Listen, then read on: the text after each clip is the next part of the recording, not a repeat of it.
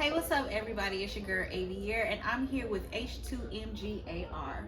Yes. What's up with you? What's going on, man? I'm chilling, you know what I mean? Just enjoying the festivities tonight, promoting. So you just got done performing. How was that for you? Were you nervous? Were you anxious? Were you confident? Let me see. I was anxious. I was all three, though, matter of fact. And, I done been performed all the way overseas, but I was all three. Where overseas? Japan. Oh, okay. How was that? It was lovely. It really opened my eyes up to know that, it's bigger than being in the U.S., you know what I mean? Is their crowd different from America? Yeah, I would say we performed for the Navy base. So you had the locals and you had like the whole United States. So you had people from East Coast, West, Midwest, and South in one building. So it was like a melting pot. Yeah. So basically, I got to see how people would react to my music in all 50 states in one building. Okay. The reason why I asked that question is because the festival in London, wireless festival. Yes. And the way the audience was pretty much interacting with the artists was pretty crazy. I don't know if you've seen it, but they was like citing word from word, everything. Yeah. And it was a good feeling, such a beautiful thing to see for artists. So that's why I asked that question. Right. So how long have you been an artist, or how long have you been performing? Let's see. At first it was rapping. You know what I mean? I started rapping on a karaoke machine when I was like in kindergarten, and it was poetry as well. But I've been an artist since. Let me see. I started in kindergarten. I was calling myself rapping poetry. Was something I always wanted to do. So I'll say, let me see, at least 20 years as an artist, because I don't like to be called a rapper because I really paint pictures, with my words. A real recorded artist, So I'll say like 20 plus years. What made you want to follow the path of a musician? It's therapeutic, something I've been doing since a kid before I knew about making money off of it. And by me being older and thinking like reaching a certain age, is 25, oh, I can't rap no more, I'm getting old. Try to hang the music up, but then I find myself returning back to it. You know what I mean? And I feel like it's a God-given talent. My music for me is like me being a preacher and people who listen in my congregation. And the reason I say that because a lot of people come up to me like, your music helped me with my day. I'm going through a bad day, I throw that AR on. Then on the fact that I have kids, I have 2 young sons, and they listening.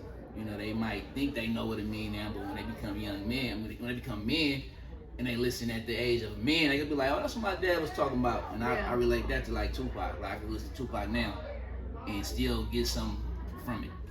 That when I was a kid listening, it was like, okay, he rhyming, but as a man, you're like, oh, that's what he's talking about, because I'm going through that. So that really been like my drive to continue to make music, whether I become rich off of it or not, it's timeless at the end of the day. Yeah. So if people don't get on it today, years later when they do get to that point, like, wait a minute, you know what I'm saying? You got a catalog, let me go back and listen. I'm asleep on this. Yeah. What made you want to be a part of this showcase? Shit, I was really right. You know what I'm saying? I ain't done this show in like probably like 2 months. I've been working on my album, consultation fee, and my Instagram ad. I don't really like checking on my DMs. We had like spam in there, and then I went on bruh page like, gotcha, let me see. And I'm like, okay, and you only want 50. You thought it was a scam. Yeah, it's hard to like. Yeah, it's hard really these days. It's hard. Who's who and what's what. And get to this page. I had another like concert today too, a showcase I did before this one, so I was like, it's cool. I had do 2 real quick. Oh, so you was busy today? Yeah, I was a little busy today. Aren't you tired? A little bit. Yeah. A little bit. How would you describe your sound as an artist? My sound as an artist, I would say I'm versatile, meaning that you can't really put me in a box. You know what I mean? Like I have a different approach to everything I create, but it's all me. You know what I mean? I can get on a Detroit beat, but it's really a sped up Bay Area beat and be myself. Well, to me, I feel like Detroit and Bay Area has very similar sounds. Yeah, they do, because Detroit was supporting the Bay in '91, so it's like they was raised off our sound, but it just sped up.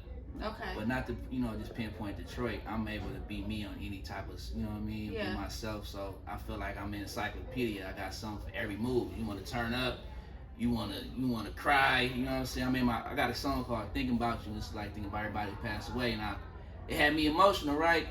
But I let my grandmother hear it. She the one that believed in me. R.I.P. my grandma, Lynette Robinson. And I let her listen to it, and I'm just watching her like break down because of the music. It's so true. So I would identify my sound as spiritual. Okay. You know, it's a spiritual sound delivery. If you can work with any artist, dead or alive, or both, who would it be and why? Let's see. I would work with Tupac. He's a big inspiration. The music I make. I would work with Mr. C and Hitman from RBO Posse. They was another inspiration, and all three of them passed away. And let me see. And that's really where I kind of got my style from. Just spilling my heart. You know what I mean? From Tupac, Mr. C, he had the clever punchline. No, he had the clever lines and metaphors. Yeah. And then Hitman was like real slick with the, metaphors, and then, it's the truth. So I blend all that up. And, I'm from San Francisco originally, so we talk a little slick. Yeah. So I mix the slick with the truth, and, it's not like no dumbed down music. I can dumb it down, but it still will make you smarten up, I dumb down. So what's next for you as an artist? Now, I remember you saying you're working on your album. Yeah, I'm working on an album called Consultation Fee. What I did since 2019, I challenged myself. Like, I used to drop albums and then sit on it because it sounds so good and think, oh, they're gonna love us, years from now, but they forget about you in this time. So what I started doing since 2019 was push myself. I dropped 3 projects a year. So in 2021 and 20, I had an EP. I had an EP collection called Game. Getting ahead mean effort. That's the first one. Getting ahead made enemies, because after you create the effort, friends become enemies. Yeah. You know what I mean? You see me, I'm pulling up down there solo dolo. Cause it be like that. You gotta be able to go and pull up no matter who coming. You feel me? Yeah. And then once you get the effort, people become enemies, not knowing all the work you put in, cause they wasn't there with you. And then the third one was getting ahead mean evolve, cause you gotta evolve from all that. And the fourth one was getting 1 million eventually. So them was 4 EPs a game.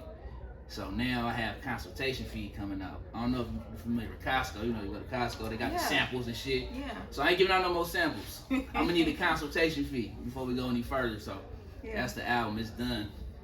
But what I did was combine all the 4 EPs and made a whole album called All Game for people who didn't, like EPs. So Consultation Fee, that's the next. It's done, but I'm not just gonna drop it like I used to just drop shit. Now I'm just shoot a video every other month and then build it up and then put it out. Before you leave, is there anything you want to tell the people, like a huge announcement? You could drop your social media handles. What would you like to say? I would say follow subscribe to my new Vivo channel. I'm also on Instagram, H2MG_AR. The name is it really got meaning, but before the before the digital era, my name was AR of H2, because I had a group called the Hardheads, but then, we created H2 Music Group, and I put the H2MG, and I would say just tap in. I'm one of them artists that, if you from California, or if you're not, you can take my music, anywhere in the globe, and it's something for everybody who can relate. If they can't relate to it yet, they haven't been there yet, It's timeless. So that's what I would say. Thank y'all for y'all time. Thank you.